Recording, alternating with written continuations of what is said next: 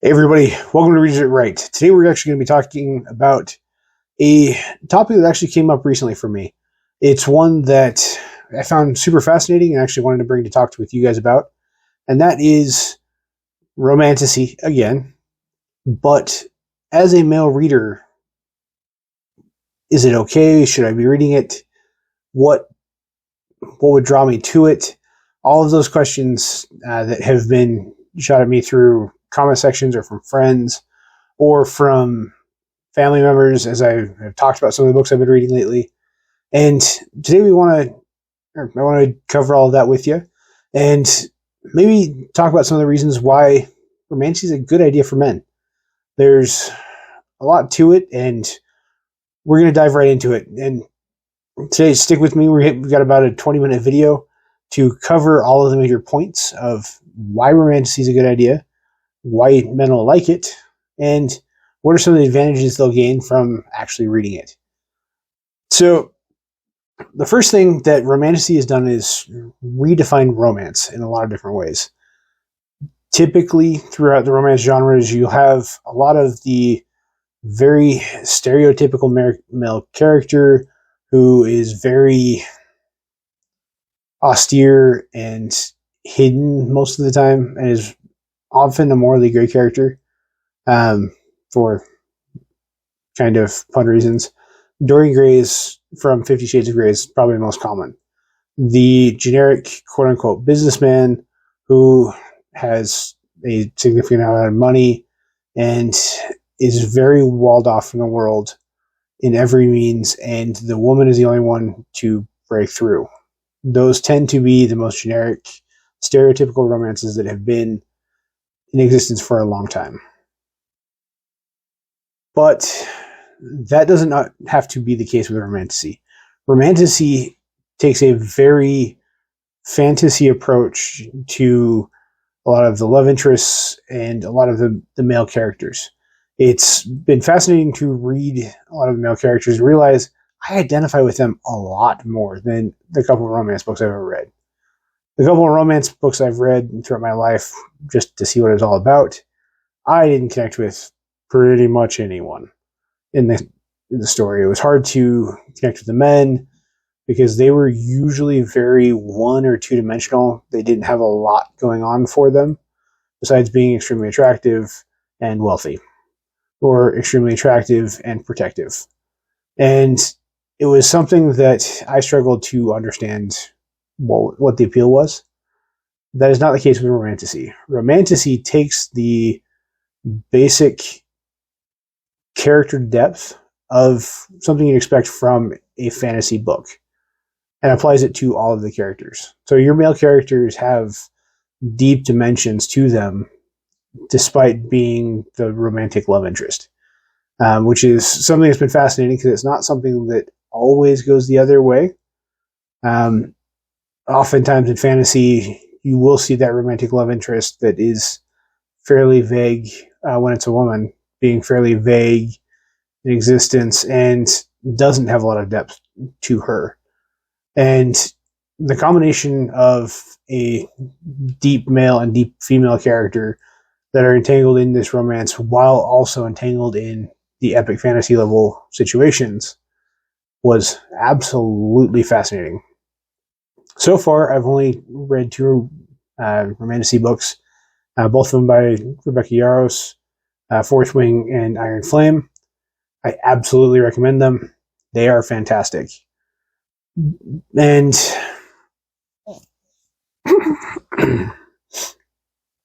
and that really brings us to the next point. Romantasy isn't just a romance novel. If you've ever tried to read a romance novel, most men struggle with it. It's usually not super engaging. You kind of just have to force yourself to read it, or when you're really bored and don't have another option type reads. That is not the case here. If you enjoyed Game of Thrones, you will enjoy romantasy. The romantic subplots, while they do tend to lean more to the romance side, often fall very similar to what you'd see in Game of Thrones, just given a little bit more emphasis. While the rest of it is still very much Game of Thrones or Brandon Sanderson's Stormlight Archives or any of the major fantasy genre or fantasy authors and novels that you've enjoyed. They're absolutely worth reading. They're very action packed and they are fantastic to read. And that's why I absolutely recommend them. They're easy to comprehend, get behind, and get looped into, so much so that this was actually only the second or third book this year that has really yanked me into it. So much so that I finished Fourth Wing in about 2 weeks, and they were busy 2 weeks. So I did a lot of reading and audiobook listening throughout those 2 weeks, and then turned around and bought Iron Flame, which was not my plan, and burned through that in another 2 weeks. So I went in a single month and read 2 full fantasy novels, and they're not small. They are fantasy level reads and lengths, and absolutely fell in love with them. There's so much to them that, honestly, if you take the romance factor out of it, still would have been a fantastic epic fantasy. But giving that depth and change to it allowed me to enjoy the romance without feeling overwhelmed by it or feeling like it's all one note, like I tend to feel like when I'm reading an actual romance novel. On top of that, Romantasy does carry a lot of the major traits that we like in a lot of major characters throughout fantasy. Things like honor and brotherhood are extremely common with the male characters as well as the female characters. And it's really fascinating to see that play in to the context of the romance story as well. Sometimes situations of discipline and loyalties play a huge role and directly affect the romance subplot. Something akin to, say, Romeo and Juliet, but with dragons and magic and explosions. And those traits, at least for me, rang very true. It was fascinating to see. I won't give any spoilers, but in Fourth Wing, it is a military academy. And a lot of the things that are going on at the military academy are extreme because it's an epic fantasy. But the traits of brotherhood and camaraderie and working as a team and training as a team all existed. They were major focal points. And a lot of the romantic tension actually came from those exact focal points. And it was fantastically done. It was so good. So I absolutely recommend it. And from what we've seen, Romantasy is already starting to creep into a lot of pop culture. There's a lot going on, but getting used to it and getting comfortable with it will help you enjoy pop culture as well. It'll give you an opportunity to become more aware of what's going on and catch on to themes and traits. And for those of you who are in relationships, it might be a good idea to learn a lot of what the women want. Learning a lot of that and seeing a lot of that through Romantasy has been fascinating. I've learned a lot of things, some that I already knew, but was emphasized, and a lot of things were given a lot more weight than I expected. And things like the importance of trust and mutual trust and the line between being a protector and being overly protective was something that was a major part of Fourth Wing as well, and was something that's completely fascinating to me. It's something I never really thought about as much as I probably should have, and I was able to learn a lot that will help me in future relationships, I hope. And it actually got me thinking that a lot like in the late 90s, early 2000s, the date night movie was a big thing. One of the big pinnacles and one of my personal favorites is 50 First Dates, where it gives all of the cues that both the man and the woman would, or in a relationship, would want. It has the romance story, but then it has the either the slapstick humor or the explosions or whatever it may be, and it allows both parts of the couple to really enjoy what they're watching. And for me, Romantasy is actually that in book form. Romantasy is probably the perfect genre for couples who both love to read and both love fantasy. To read and share books that they will both enjoy and will have a lot more to talk about. It also will give a lot of cues and things to help strengthen the relationship. One of the big focuses in Fourth Wing is communication. And both man and woman struggle with it. Like I said, I'm not trying to give spoilers, so we're just going to leave it there. But what's learned through that communication is amazing. It's something that we see talked about a lot with how men and women communicate differently, how they think differently, and it's very well displayed throughout Fourth Wing.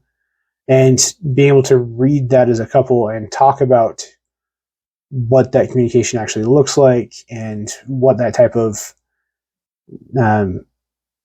communication can do if improved in a relationship is something that can happen very easily when a couple reads a book like Fourth Wing. So, what other kind of stuff is focused on in Romantasy? Why is it such a different genre and not just considered fantasy with a romantic subplot? Well, that's the part that a lot of men will look at and be a little confused. There's a lot of drive, because a lot of these characters are female-centric, to overcome stigmas and stereotypes. It's one of the best genres at this so far that I've seen. By creating situations where both men and women have to be forced into the same job, like, for example, in Fourth Wing, the Dragon Riders Academy, is something that traditionally probably wouldn't, in traditional fantasy, be a shared gender situation. But Rebecca does an amazing job of giving a reason why that space is shared. And yes, there are easy ways to do that as well in fantasy, and sometimes you'll just see authors straight up ignore the fact that that would even be a question.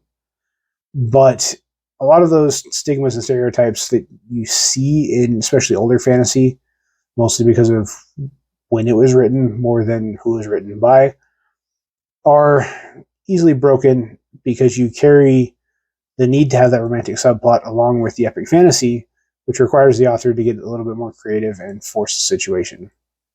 So it allows for both men and women to do things that men and women wouldn't.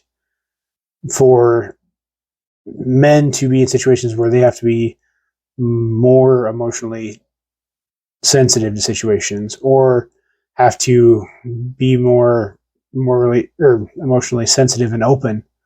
Well, there's also situations where women have to take on the stronger, more violent roles that are typically associated with men in fantasy. And it's a very, very skilled way of doing it. There are also a lot of other situations with race that can be addressed or ignored or pushed through, and pretty much every other sensitive topic going through. But Romantasy allows for that breaking of all those stigmas. So it's a great opportunity to read there as well. And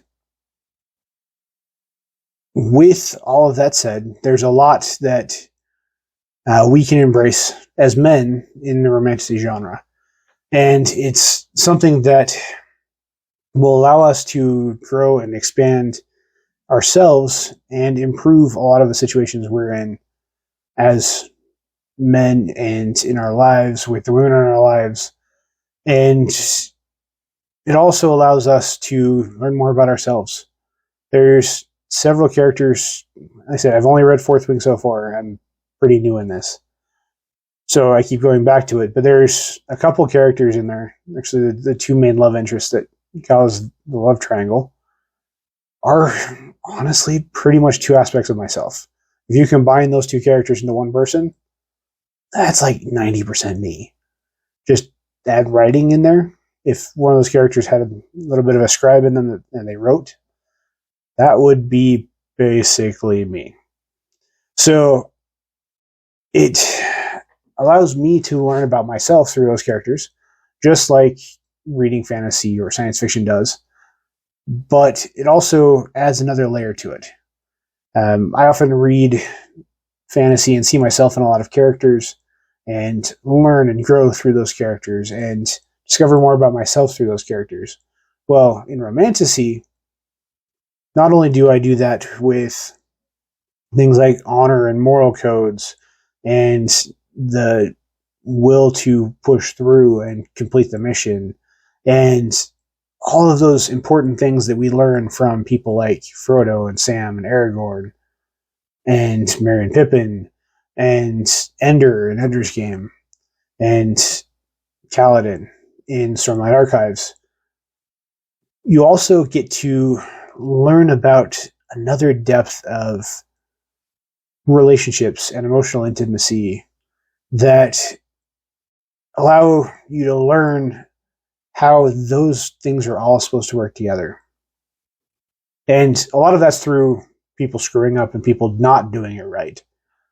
But that opportunity to learn those things is something that has never really existed in books and honestly has led to, I suspect, a lot of the nerd stereotypes where nerds can be a little awkward and struggle to talk to women and aren't really sure how to relate, because book nerds and nerds in general have things like often have a strong moral compass and a lot of the traits that women look for, but because we don't know how to pair what we've learned with what we don't know, we're in a very awkward situation. And Romantasy is really that bridge that helps us push over and into that next layer, learning things about self-confidence and where the line between arrogance and confidence exists, learning things like what trust actually means in a relationship is a big one, and how to communicate and what to watch for when a woman's interested. That's something that came up regularly in Fourth Wing that I found fascinating to see from that woman's perspective. And her talking about the little things she was doing subconsciously, not even thinking about it, that were tells that a lot of the women in the room would see, but most of the men were completely clueless and had no idea what was going on. So that is Romantasy in a nutshell. And it is very much for men and women and everyone in between.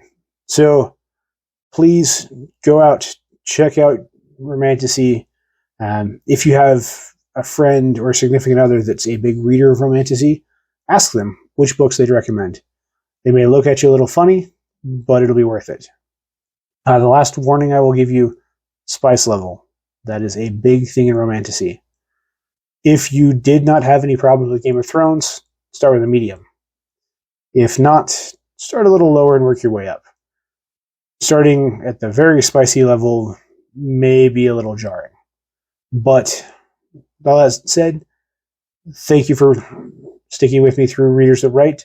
Don't forget to like and subscribe and ring that little bell so that we can continue these conversations. I've got a lot more of these deep dives coming to talk about the different, less traditional things with reading and genres. So I will catch you next week. Bye-bye.